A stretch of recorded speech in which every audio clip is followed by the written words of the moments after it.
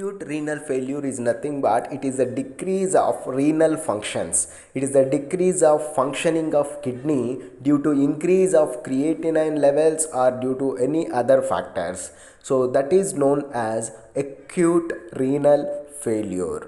When it comes to epidemiology, mostly 5% of hospitalized patients and 35% of ICU patients will get this acute renal failure. When it comes to etiology, there are three types of this acute renal failure, that is pre-renal, intrinsic and post-renal.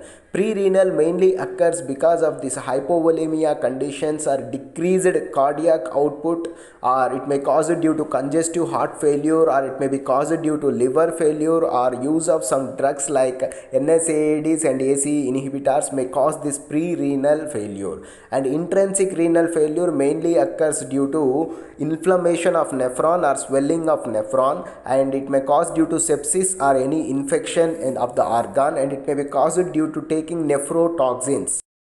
Toxin drugs like aminoglycosides, amphotericin B and some rhabdomyolysis, like this it may cause this intrinsic renal failure. And post-renal failure mainly occurs due to bladder outlet obstruction. If you obstruct the bladder for passing of urine, then it may occur. Then when it comes to clinical manifestation or symptoms, mainly loss of appetite will be there, patient does not feel hungry, and shortness of breath will be there, chest pain will be there, and decreased urine output will occur. And when it comes to diagnosis, that it is mainly diagnosed with serum creatinine levels with blood test. If the serum creatinine levels are increased, it may indicate acute renal failure, and it may also be tested by ultrasound scanning test and a kidney biopsy and by checking the urine volume. If decreased urine volume is seen, then it indicates acute renal failure. Then non-pharmacological treatment includes adequate hydration. The patient should be given good hydration for reversing the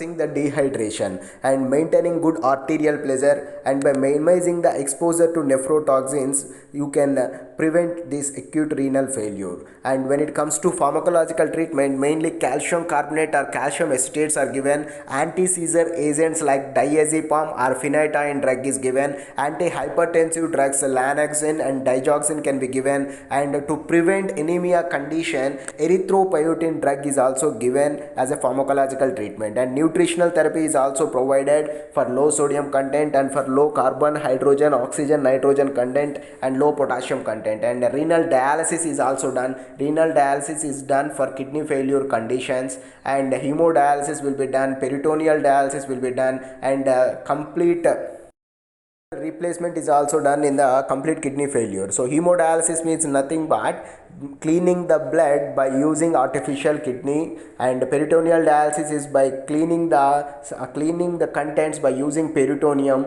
and if totally it is failure, then totally it is replaced with a new kidney. So this is about management of acute renal failure. Subscribe to our channel for more informative videos.